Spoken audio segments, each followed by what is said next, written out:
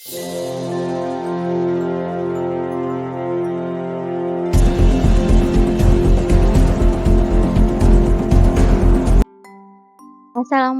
warahmatullahi wabarakatuh, anak-anak hebat. Hari ini kita akan belajar tema 3, peduli terhadap makhluk hidup, subtema 1, pembelajaran 5.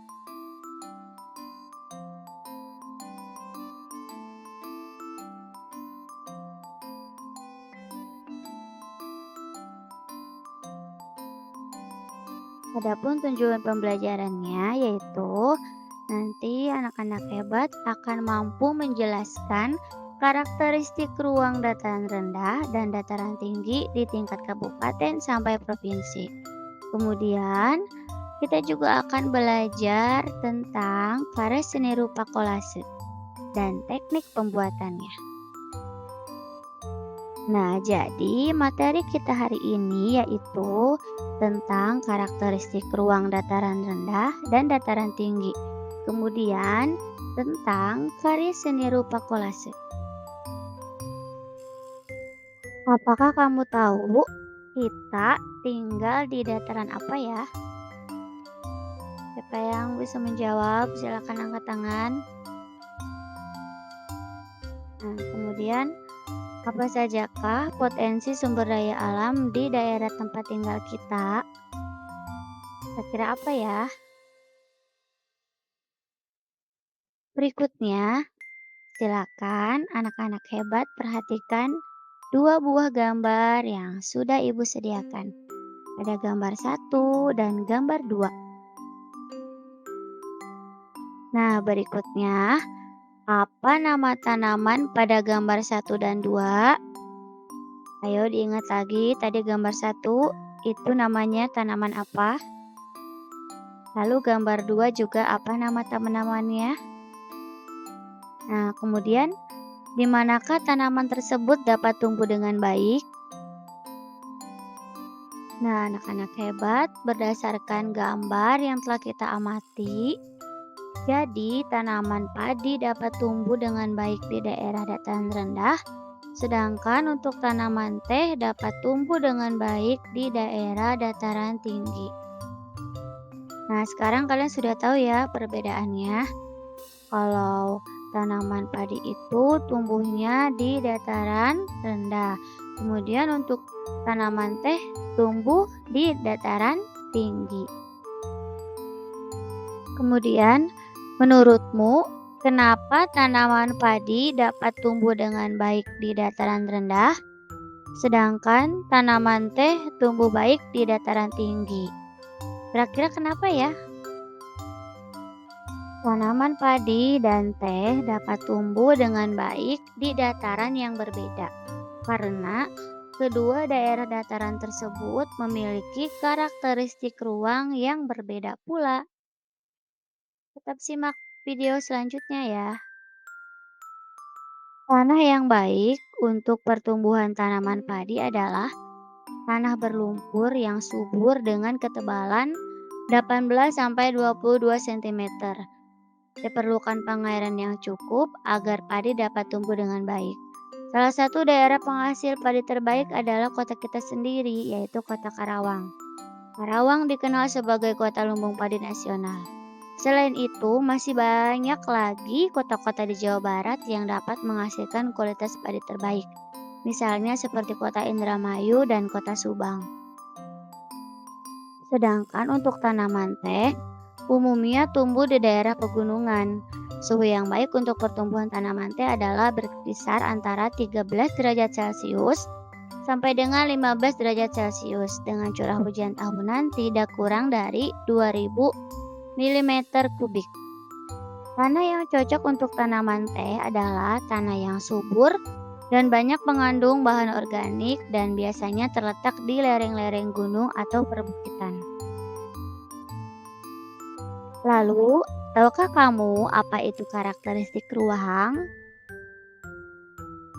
Bagaimana karakteristik ruang dataran rendah dan dataran tinggi?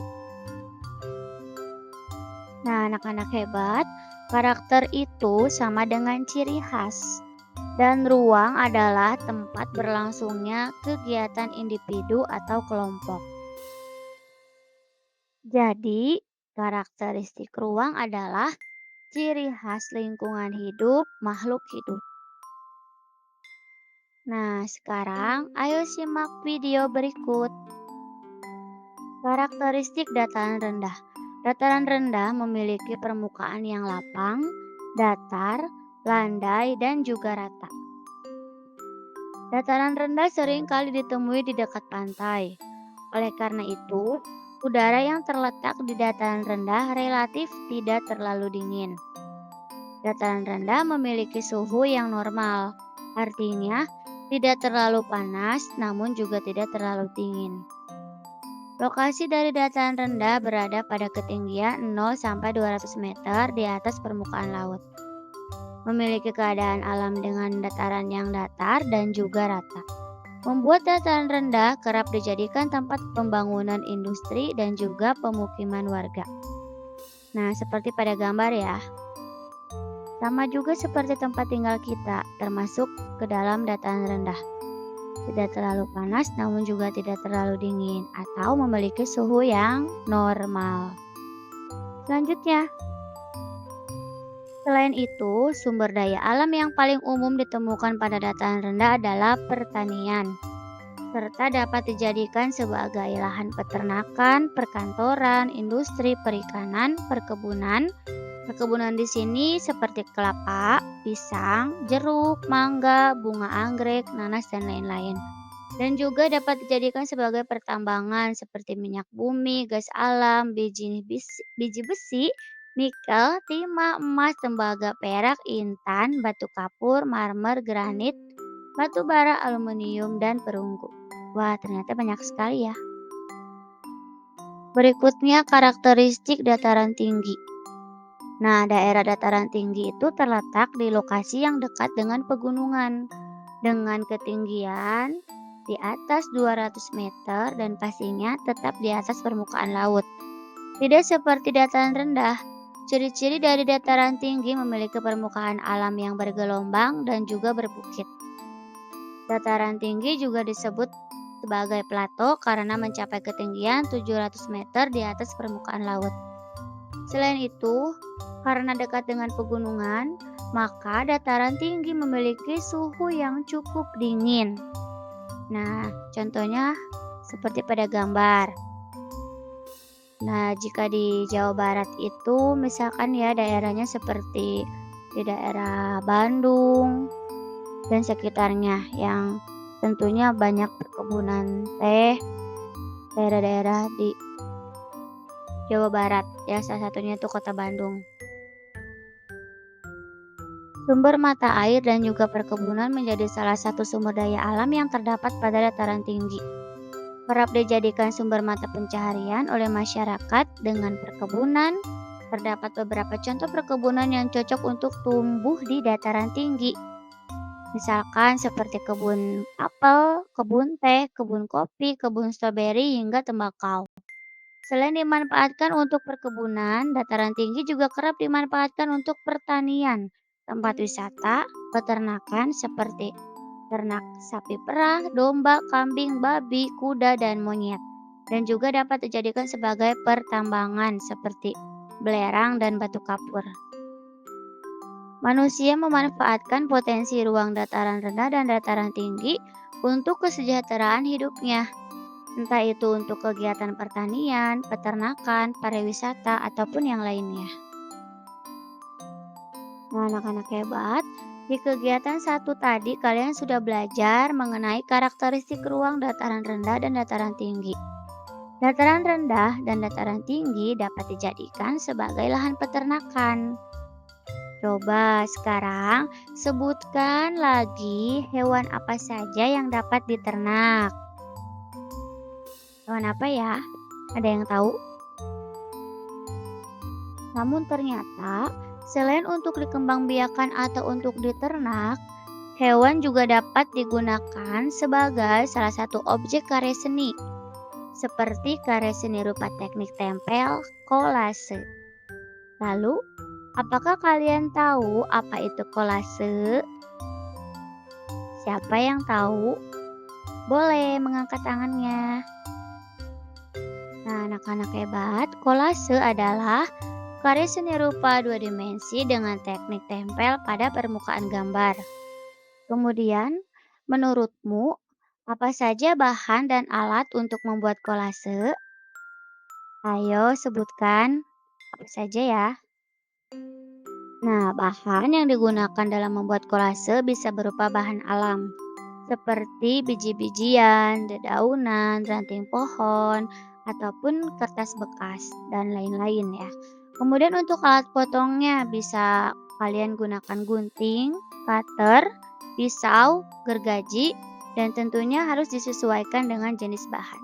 Kemudian alat untuk menggambar sketsa objeknya atau untuk menggambar, misalkan kalian mau tema kolasenya itu hewan. Nah, untuk alat menggambarnya pastinya menggunakan pensil, bisa pulpen ataupun spidol, sesuai keinginan kalian. Kemudian untuk perekatnya, tentu saja lem ya, lem kertas, bisa perekat vinil, benang jahit, jarum. Dan ini juga disesuaikan dengan jenis bahan. Lalu, selain kolase, masih ada lagi karya seni tempel lainnya seperti mozaik, montase, dan aplikasi. Nah, ini nanti kita pelajari ya. Nah, di sini Ibu sudah menyediakan contoh kolase. Yang pertama, ini gambar apa? Ya, betul ya, ini kolase kelinci. Kemudian ini satu lagi gambar. Ya, betul, gambar ikan. Untuk yang kelinci ini menggunakan dedaunan. Kemudian untuk yang gambar ikan itu menggunakan kertas. Nah, di sini ini seperti kertas apa?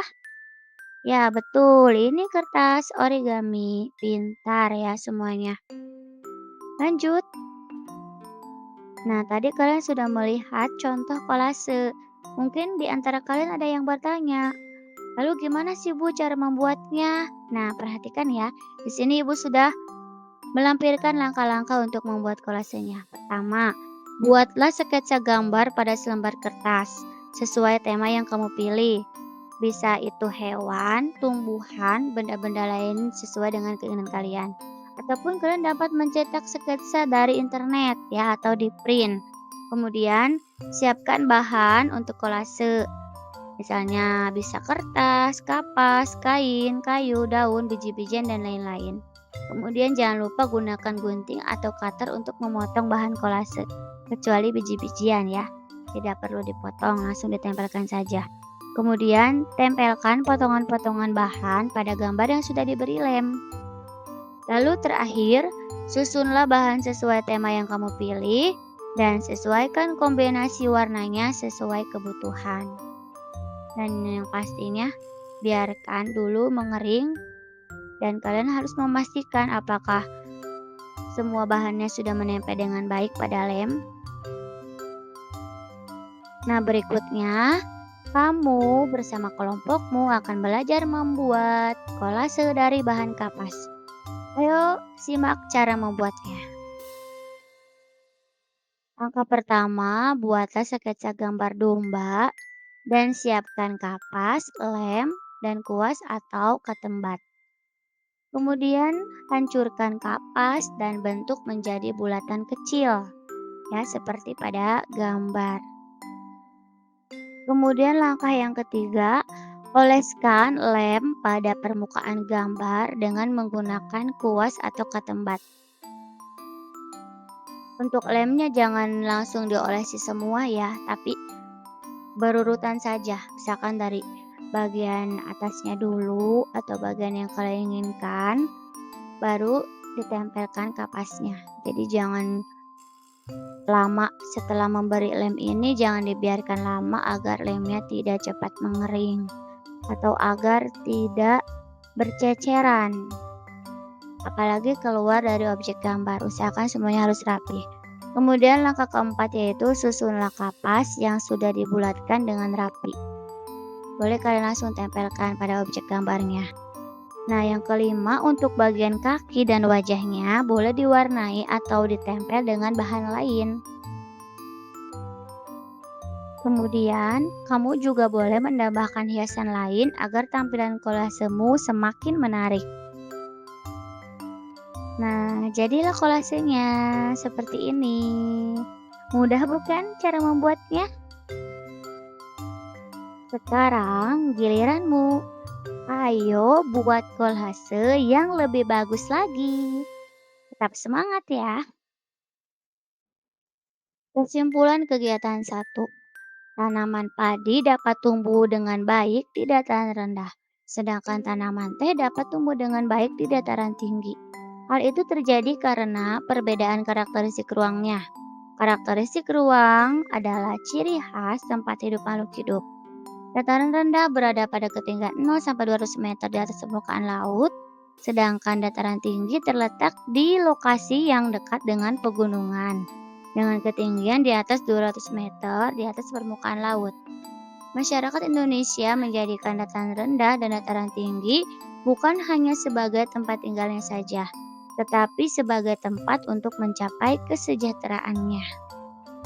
Sedangkan kesimpulan kegiatan 2 yaitu karya seni rupa kolase adalah salah satu bentuk karya seni dengan teknik tempel yang bahan pembuatannya berasal dari bahan alam seperti biji-bijian, dedaunan, ranting pohon, kertas, dan lain-lain. Objek kolase dapat berupa tumbuhan, hewan, dan benda-benda lain sesuai dengan tema yang kita inginkan. Kemudian, kolase juga termasuk karya seni rupa yang pembuatannya mudah, namun memiliki nilai seni yang dapat dinikmati keindahannya. Oke, sekian pembelajaran kita hari ini. Tetap semangat. Terima kasih. Wassalamualaikum warahmatullahi wabarakatuh.